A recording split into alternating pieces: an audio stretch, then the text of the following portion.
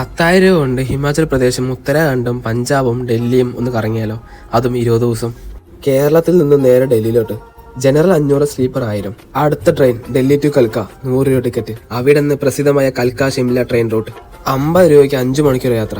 ഷിംല ടൗണിൽ തന്നെ ഉള്ള ഒരു ഗുരുദ്വാര. 200 രൂപയ്ക്ക് താമസവും ഭക്ഷണവും ഫ്രീ. ഷിംല കണ്ടതിന് ശേഷം ഹിമാചൽ പ്രദേശിലെ പ്രസിദ്ധമായ bus route. India's dangerous road എന്നറിയപ്പെടുന്ന കിനോർ വാലി. ചിത്കുൽ ഓർ സാംഗ്ല എന്ന സ്ഥലത്തേക്ക് ടിക്കറ്റ് എടുത്തോളൂ. 300 രൂപ മുതലുള്ള ഹോം സ്റ്റേകൾ ലഭ്യമാണ്. ഡിസംബർ, ജനുവരി, ഫെബ്രുവരി, മാർച്ച് എന്നീ സമയത്താണ് പോകുന്നതെങ്കിൽ മഞ്ഞിൽ പൊതച്ചു കിടക്കുന്ന ഹിമാലയൻ താഴ്വരങ്ങളെ നമുക്ക് കാണാൻ സാധിക്കും. അവിടെ നിന്ന് നേരെ ചണ്ഡീഗഡ് വഴി അമൃത്സറിലോട്ട്. ചണ്ഡീഗഡിൽ നിന്ന് 100 രൂപ നിരക്ക് നിരവധി ട്രെയിൻ സർവീസുകൾ ലഭ്യമാണ്. നേരെ അടുത്ത ലക്ഷ്യസ്ഥാനമായ Amritsar, the golden temple. Golden ടെമ്പിളിൽ 3 നേരം ഭക്ഷണവും താമസവും ഫ്രീ ആണ്.